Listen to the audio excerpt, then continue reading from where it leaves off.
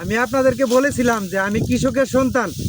ভাই এই যে দেখেন আমার জমি, আর মানে এটা হইলো হাসা ধান।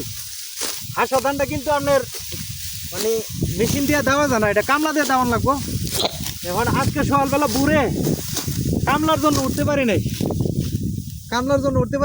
কামলা আনতে গেলে অনেক সকালবেলা উঠো লাগে, তো কামলার জন্য উঠতে পারি না। এখন ছেলেকে নিয়ে নিজেই চলে আসছি, যে যতটুকু দায়িত্বারি দায় কালকে বাকি জায়গাটা কামলা নিয়ে দেওয়ার চেষ্টা করব।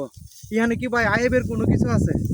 এখন অনেকে মন্তব্য করে ভাই আপনি এরকম একটা পরিশ্রম করেন বা এরকম কাজ করেন, বা অনেকে এরকম কমন করে, তো ভাই নিজের কাজ নিজে করতেছি, এখন আয়েবের কোনো কিছু নাই। এই যে মাশাআল্লাহ অনেক সুন্দর হাসা, তবে এই হাসা শুকাইব এবং পোলাও চাইল হবে। এই কৃষক খুব আনন্দিত, কারণ এই পোলাও নিজের ঘরের পোলাও ভাত বিরিয়ানি খাওয়া আসলে অনেক অসাধারণ। সবার কেমন লাগে একটু কমেন্ট করে বলবেন প্রিয় বন্ধুরা। ধন্যবাদ সবাইকে।